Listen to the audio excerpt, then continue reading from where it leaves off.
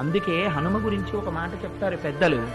ఆయనకి నమస్కారం చేసిన వాడికి బుద్ధి, యశస్సు, బలం, ధైర్యం, వాక్పటుత్వం, ఆరోగ్యం, అజాడ్యం ఇవన్నీ కూడా ఏకకాలమునందు సంభవిస్తాయి.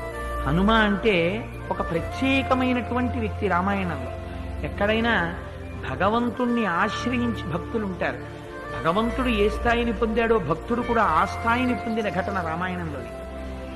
రామచంద్రమూర్తికి నేను ఈ మాట అన్నానని కాదు, కొంచెం వయస్సు వచ్చిన వాళ్ళు, కొంచెం పెద్దవాళ్ళు భక్తులు ఉంటారేమో. ఈ మాట చెప్తే రామచంద్రమూర్తి కూడా సంతోషిస్తారు. అసలు యథార్థానికి హనుమకి మాత్రం చిన్న చిన్న పిల్లల దగ్గర నుంచి భక్తులు ఉంటారు. హనుమ పేరు చెప్తే ఎల్కేజీ వాడు భక్తుడే. అందుకే హనుమ గురించి ఒక మాట చెప్తారు పెద్దలు. ఆయనకి నమస్కారం చేసిన వాడికి బుద్ధి, యశస్సు, బలం, ధైర్యం, వాక్పటుత్వం